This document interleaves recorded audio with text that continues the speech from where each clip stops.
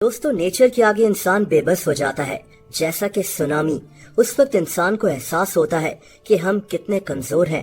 11 मार्च 2011 को जापान में जो कुछ हुआ वो आज तक जापान के लोग भुला नहीं सके। इस दिन जापान की तारीख का सबसे खतरनाक जलजला आया था। ये जलजला नॉर्थ पैसिफिक ओशियन के नीचे स्ट्रक किया था। ये जगह जापान के एक बहुत बड़े शहर सेंडाई से 130 किलोमीटर दूर थी। दोस्तों, इस खतरनाक जलजले की वजह से सुनामी आ गया। सुनामी समंदर में बहुत ही ताकतवर वेव्स को कहते हैं। ज्यादातर सुनामीज समंदर के नीचे जलजला आने से या फिर किसी आतिशफशा चट्टान के फटने से आते हैं। 11 मार्च के दिन आने वाले सुनामी ने जापान को हिला कर रख दिया था। समंदर की वेव्स 132 फीट ऊंचाई तक चली गई थी। देखते ही देखते सुनामी ने हर तरफ तबाही मचा दी। ये इतना ज्यादा खतरनाक था कि इसकी वजह से 20,000 लोग मारे गए थे और 4.5 लाख लोग बेघर हो गए थे। जापान का इंफ्रास्ट्रक्चर तबाह हो गया था। रोड्स, रेलवे सिस्टम, सब कुछ समंदर ने तबाह कर दिया था। दोस्तों, इस सुनामी में जापान के 3 न्यूक्लियर रिएक्टर्स भी डिस्ट्रॉय हो गए थे, जिसकी वजह से जहरीले और रेडियो एक्टिव मटेरियल्स फिजा में फैल गए थे। दोस्तों, इस सारी तबाही में एक योको नाम की औरत भी इस सुनामी में मारी गई थी। योको अपने शौहर युसाओ के साथ जापान के एक छोटे से टाउन उनागावा में रहती थी। ये टाउन समंदर के साथ था।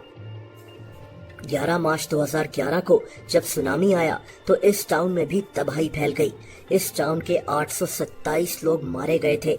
टाउन की 70% से ज्यादा बिल्डिंग्स पानी ने तबाह कर दी थी। इन मरने वाले लोगों में योको भी शामिल थी।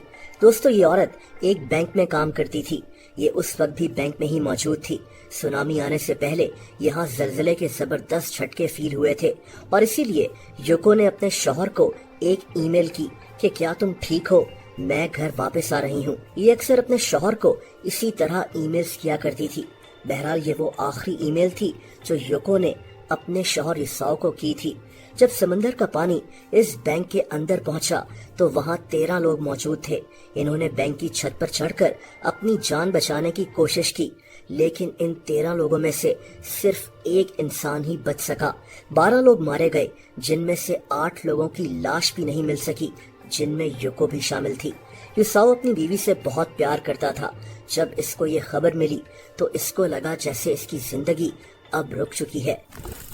सबसे पहले तो इसने यहाँ वहाँ अपनी बीवी को ढूंढना शुरू कर दिया कि शायद इसकी बीवी अभी जिंदा हो। ये 2 महीनों तक अपनी बीवी को तलाश करता रहा, लेकिन 2 महीनों के बाद ये जान चुका था कि अब इसकी बीवी इस दुनिया में नहीं रही। लेकिन दोस्तों, ये आदमी चाहता था कि ये किसी तरह अपनी बीवी की लाश को ढूंढ ले। इसके दिल में एक अजीब सी बेचैनी थी और बस फिर इसने एक ऐसा फैसला किया जिस पर अमल करना बहुत मुश्किल था। दोस्तों, युसाओ ने अपनी बीवी की लाश को खुद ढूंढने का फैसला किया। ये आदमी ये भी नहीं जानता था कि इसकी बीवी की लाश किस हालत में होगी, लेकिन अपनी बीवी की मोहब्बत में इसने इसकी डेड बॉडी को ढूंढना शुरू कर दिया। दोस्तों, अगले कई महीने तक ये आदमी समंदर में डाइव करना सीखता रहा।